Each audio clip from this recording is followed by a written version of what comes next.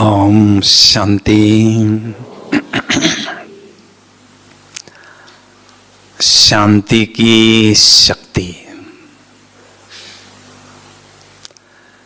शांति की शक्ति अपने आप में बहुत बड़ी शक्ति है। हम सभी का आत्मा का स्वधर्म है शांति। लेकिन जब हम देहाभिमान में आने लगे तब से शांति हमारे से दूर होती गई। अभी उस शांति की शक्ति को पुनः कैसे प्राप्त करें, उस पर हम विचार विमर्श करेंगे। पहली बात, मन में संकल्प न चलना ही शांति नहीं है। संकल्प शून्यता अनुभव करना ही शांति नहीं है। लेकिन जो हम संकल्प चाहे वो मन में उत्पन्न करें, क्रिएट करें, इसको कहते हैं शांति। मन पर पूर्णतया नियंत्रण होना, पूर्णतया संयम होना, इसको कहते हैं शांति की शक्ति अनुभव करना। प्रायः हम देखते हैं हमारे मन में भूतकाल के प्रति बहुत संकल्प चलते हैं।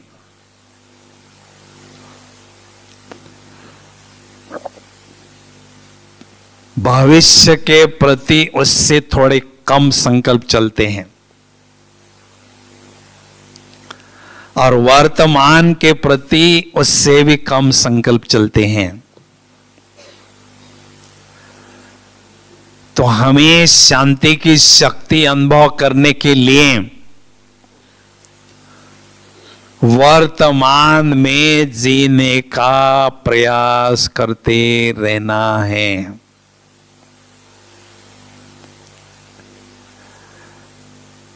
क्योंकि पास्ट है कैंसल्ड चेक, फ्यूचर है प्रॉमिसरी चेक और वर्तमान है कैश इन हैंड।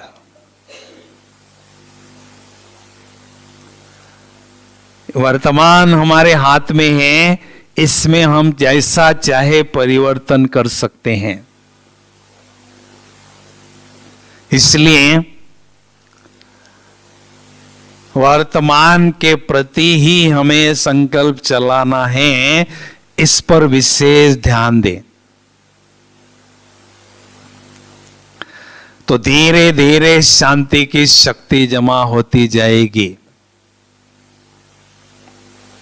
दूसरी बात, जो शांत रहते हैं वो संत कहलाते हैं। ऋषि मुनि हमेशा शांत रहते थे, इसलिए वो संत कहलाते थे।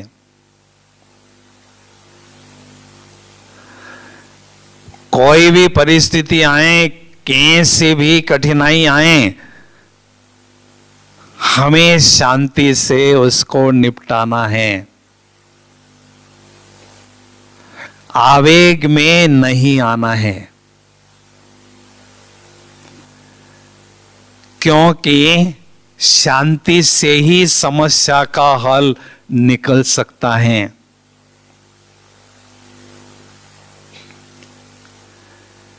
इसलिए हर परिस्थिति में हमें शांत बनकर शांत रहना है।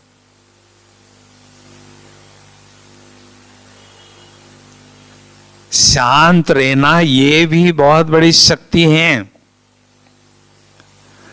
अशांत रहना होना ये आत्मा की कमजोरी है।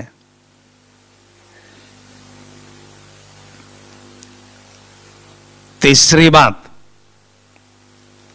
जो होशियार होते हैं, जो बुद्धिमान होते हैं, वो अपने चेहरे पर दो चीजें रखते हैं। पहली चीज खुशी और दूसरी चीज खामोशी।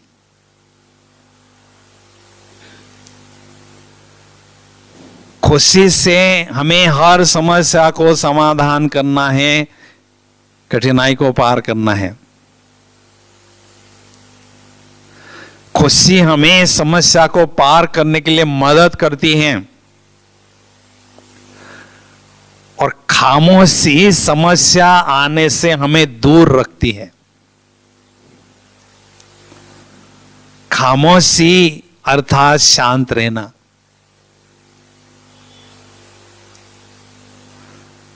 ब्रह्मा बाबा के सामने कई बातें आई, कई समस्याएं आई, लेकिन बाबा ने खुशी से हर समस्या को पार किया।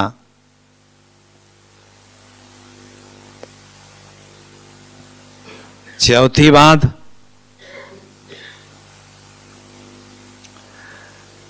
शांति की शक्ति बढ़ाने के लिए हमें मौन धारण करना है। मुख का मौन, मन का मौन और मोबाइल का मौन, ये तीनों ने ही हमारी शांति को छीन लिया है।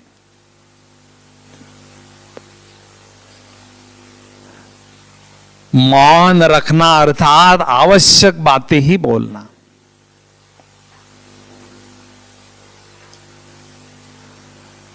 मनुष्य जो है वाचा का प्रयोग करते हैं, फरिश्ते जो है वो मूवी में रहते हैं, इशारे से बातें करते हैं। हमारा लक्ष्य है फरिश्ता स्थिति को प्राप्त करना।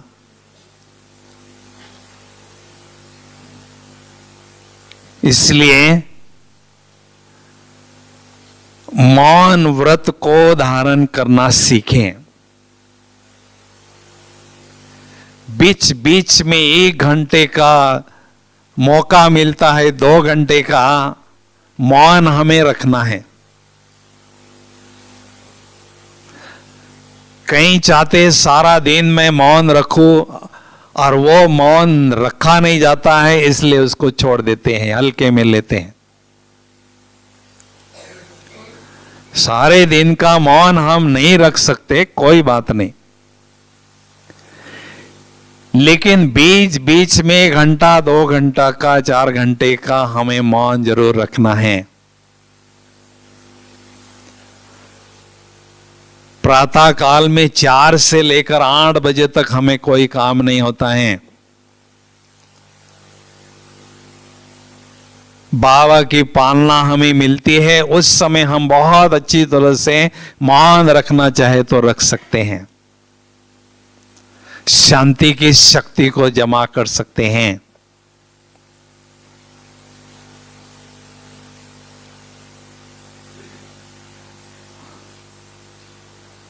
पांचवी बात, कम बोलो धीरे बोलो, इस श्रेष्ठ धारणा को जीवन में अपनाते जाना है। मुझे याद है ये बाबा का जो रूम है, उस रूम में 1977 में हम भंडारे में काम करने वाले, सेवा करने वाले कुछ भाई मिल रहे थे।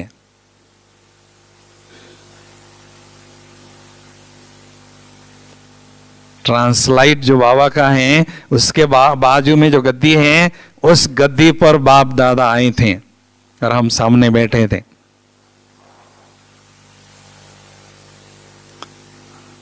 सोचा आपने कभी बाबा ऐसे मिल सकते हैं?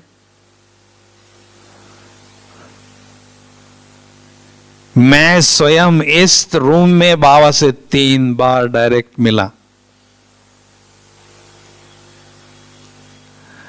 तो जब हम मधुबन निवासी थोड़े भाई बाबा के सामने बैठे थे, बाबा ने हमें दृष्टि दिया और बाबा ने कहा, आज बाबा बच्चों को सूक्ष्म टोली खिलाना चाहते हैं। तो मैंने मन में सोचा, कौन सी सूक्ष्म टोली बाबा खिलाएंगे? टोली खाने से तो शक्ति मिलती है, एनर्जी मिलती है। तो बाबा ने कहा, कम बोलो, धीरे बोलो कि सूक्ष्म टोली बाबा आज खिला रहे हैं।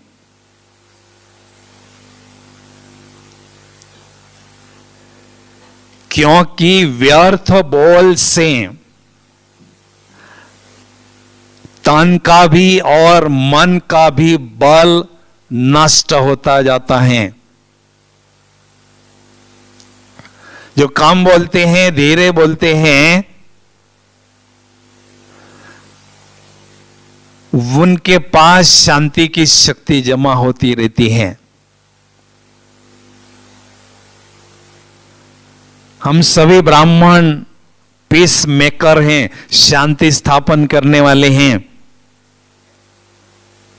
अगर हम व्यर्थ बोलते हैं तो इस वायुमंडल में हम कुछ ऐड करते हैं, ध्वनि का पोल्यूशन करते हैं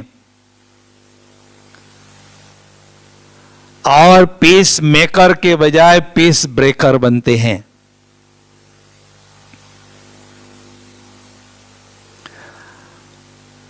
तो जो कम बोलते हैं, धीरे बोलते हैं, उनके पास शांति की शक्ति का स्टॉक बढ़ता जाता है और ऐसे बच्चे अंत में शांति दान करने की सेवा बहुत अच्छी तरह से कर सकेंगे।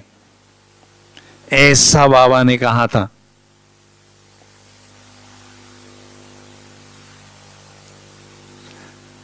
इसलिए कहावत भी है, एक चुप में 100 सुख। अंतर्मुखी सदा सुखी। जो अंतर्मुखी रहते हैं वो अंतर ध्यान में मगन रहते हैं, अंतर जगत में खोए रहते हैं और आनंद लेते रहते हैं।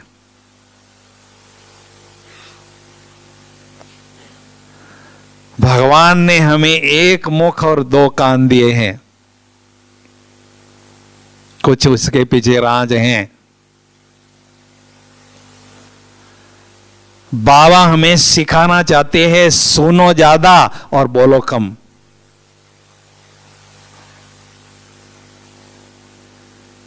लेकिन हमारी सुनने की शक्ति दिन प्रतिदिन घटती जा रही है। बोलना हम ज्यादा चाहते हैं,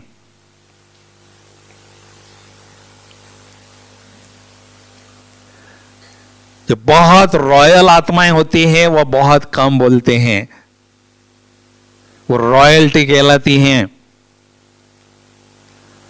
जो बहुत बोलते हैं, बड़बड़ बड़बड़ बहुत बोलते हैं, वो चीप क्वालिटी है।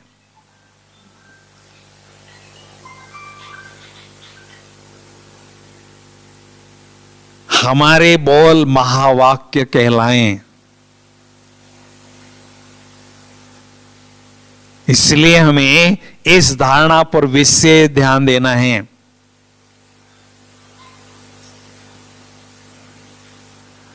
वाचा का प्रयोग मुझे तभी करना है जब बहुत आवश्यक है।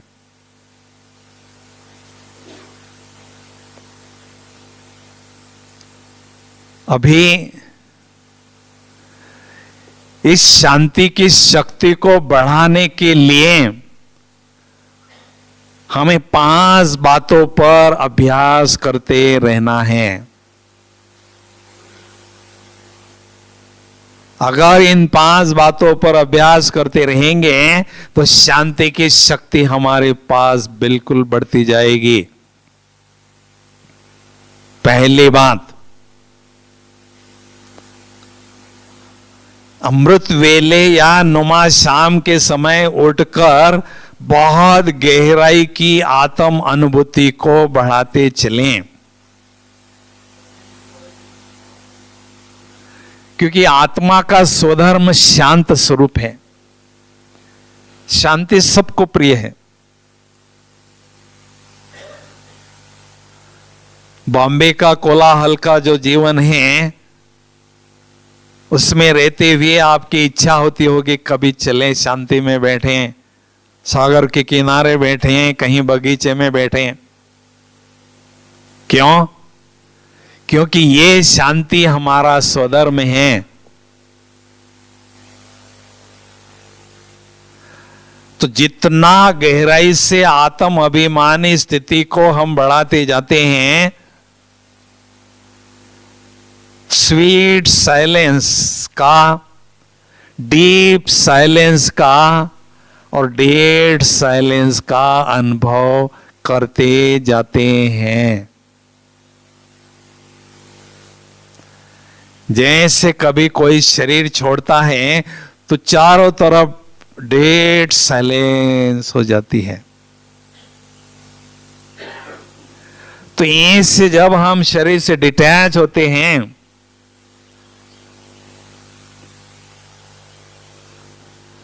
तो बहुत अच्छी तरह से शांति की अनुभूति हम करते हैं। शांति के वाइब्रेशन ऑटोमेटिक चारों तरफ फैलते जाते हैं।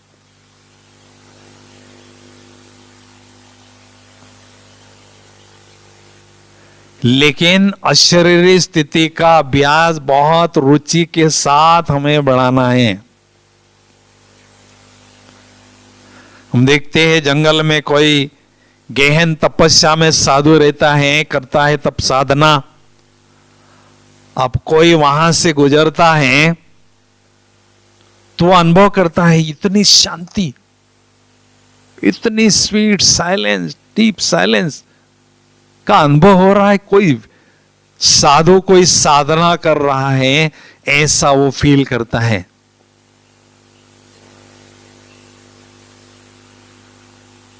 इसलिए हमें जब भी समय मिलता है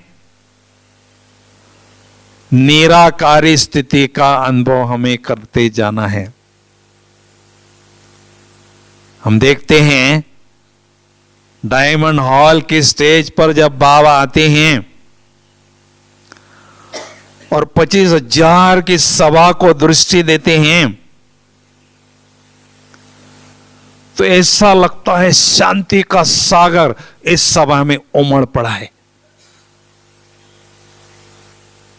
क्योंकि बाबा बिल्कुल नेचुरल निराकारी स्थिति में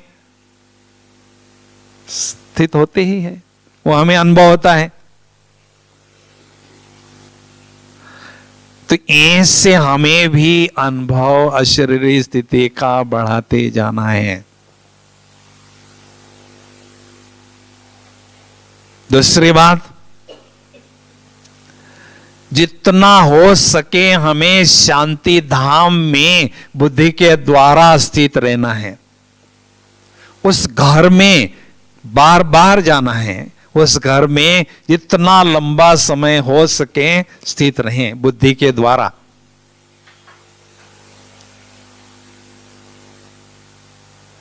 शांति का धाम है वो।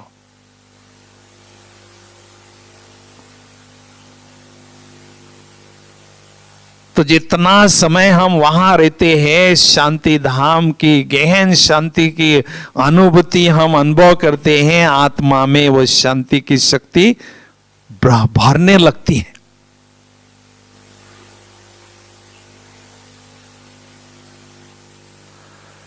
जब भी ऐसी कोई माहौल होता है, ऐसी सभा होती है जहां बहुत हलचल है, एकदम अंतर्मुखी हो जाओ कछुए की तरह और शांति धाम में पहुंचो और एकदम स्वीट साइलेंस में मैं आत्मा बैठी हूं, ऐसा अनुभव करो अपनी दुनिया में।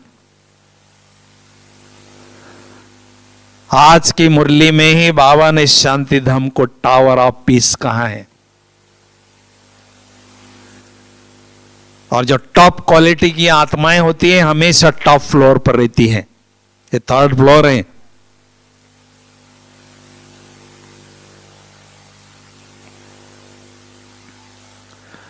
और वैसे भी हम सभी रिटर्न जर्नी पर हैं।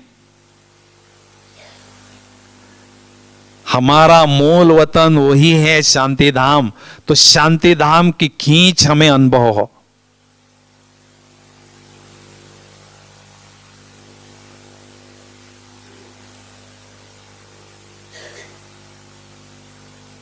तीसरी बात,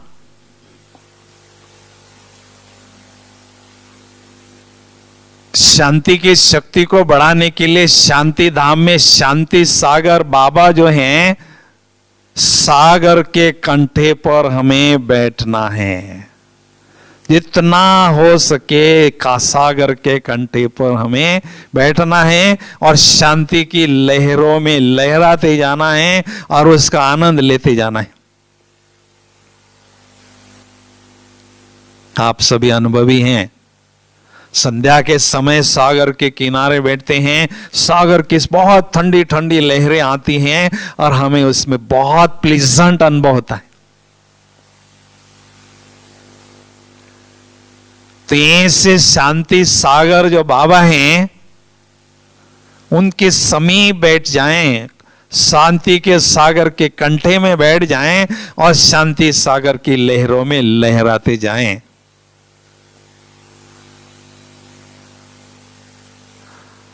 और शांति की शक्ति को बढ़ाते जाएं।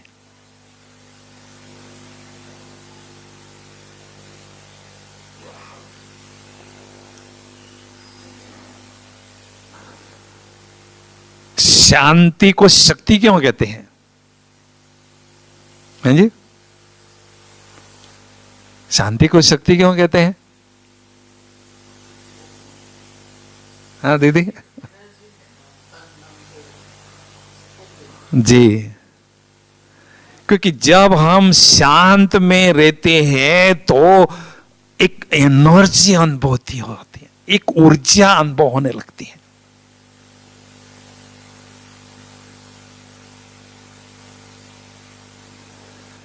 जितना डीप साइलेंस में हम खो जाते हैं उतना एनर्जी, आत्मा का जो गुण है शक्ति स्वरूप, वो शक्ति स्वरूप गुण हमें अनुभव होता है और शांति शक्ति में परिवर्तन ऑटोमेटिक होती है।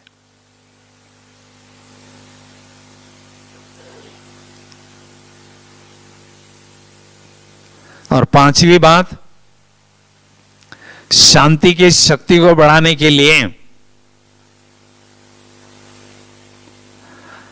जैसे तीसरा जो संडे होता है उस दिन सामूहिक रीति से हम शांति सागर से शांति की किरणें लेते हैं और सारे विश्व की आत्माओं पर, विश्व के ग्लोब पर शांति की किरणों की वर्षा करते हैं। तो ऐसे हमें जब भी समय मिलता है बाबा के पास बैठना है, शांति सागर के पास बैठना है और बाबा से शांति का शावर लेते जाना है और सारे विश्व की आत्माओं को शांति का दान देते जाना है।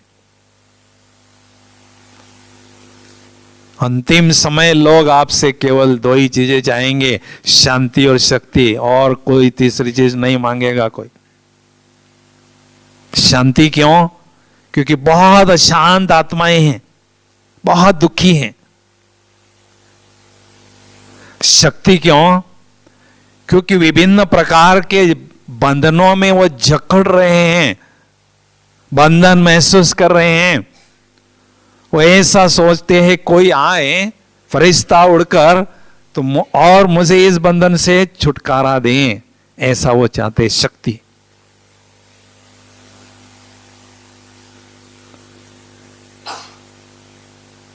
तो तो जब भी हमें समय मिलता है, विश्व कल्याणकारी स्थिति इसको कहते हैं। बाबा के पास बैठ जाएं, शांति की किरणों का शावर लेते जाएं और सारे विश्व की आत्माओं को देते जाएं। क्योंकि जितना हम शांति का दान देते जाते हैं, अनेक आत्माओं के दिल की दुआएं हमें मिलती हैं।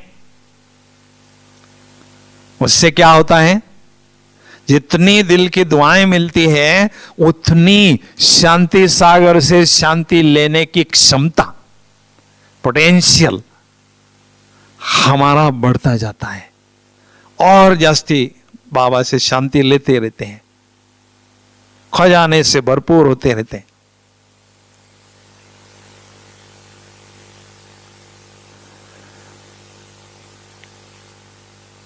इसको कहते हैं वर्ल्ड वाइड स्पिरिचुअल बिजनेस करना। अभी रिटेल बिजनेस करने का समय समाप्त हो चुका है। मेरा बाप विश्व कल्याणकारी है, मैं आत्मा उनका बच्चा भी मास्टर विश्व कल्याणकारी हूं।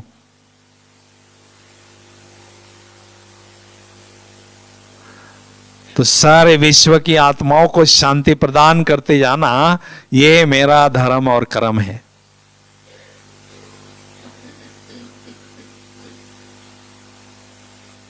पांचवी बात, शांति की शक्ति को बढ़ाने के लिए सदा एक सोमान में रहना है। मैं आत्मा शांति दूत हूं। शांति फैलाना ये मेरा धर्म है, मेरा सेवा है। शान प्लस अंति शांति। शान में रहना, अंत में शान में रहना, इसी को कहते हैं सच्ची शांति। सोमान में रहना, ऊंची शान में रहना, मैं शांति दूत हूं।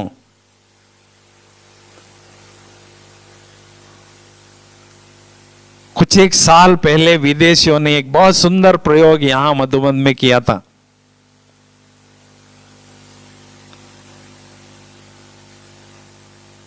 लगभग 1200-1300 विदेशी भाई बहने यहां होंगे इस कॉम्प्लेक्स में। उन्होंने शांति दूत के रूप में, पीस फोर्स के रूप में एक भाई को या एक बहन को यहां शांति दूत आत्मा हूं लिखकर खड़ा किया था। कोई ओम शांति भवन के गेट पर खड़ा है, कोई आंगन में पांडव भवन के खड़ा है, कोई भंडारे के पास खड़ा है। जो भी उसको देखता था बिल्कुल शांति की शक्ति अनुभव करता था और शांति में स्थित हो जाता था। मधुबन ऐसा लगता था बिल्कुल शांति का धाम बन गया, चारों तरफ शांति ही शांति। इतना सक्सेसफुल और सुंदर प्रयोग वो रहा। तो जहां पर भी हम जाते हैं, ऑफिस में, घर में, दुकान में, मकान में, कहां पर भी जाते हैं, हमें ये सोमान में रहना है, मैं शांति की देवी हूं या शांति का देवता हूं। मुझे शांति फैलाना, वाइब्रेशन फैलाना, यही सेवा करनी है। गुप्त ही गुप्त हमें यह अभ्यास करना। शांति सागर बाबा से शांति की किरणों का शावर आ रहा है मेरे आत्मा पर, और मेरे द्वारा चारों तरफ वो वाइब्रेशन फैल रहे शांति के।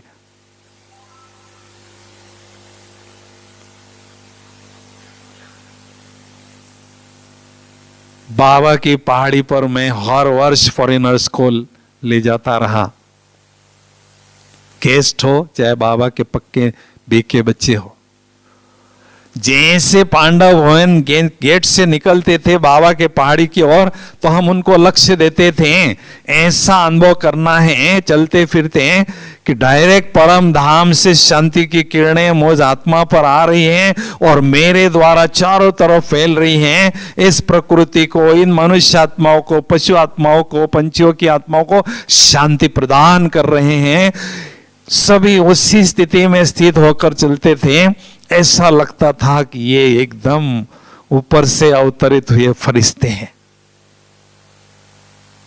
सफेद वस्त्रधारी और शांति के दूत बनकर चले फरिश्ते।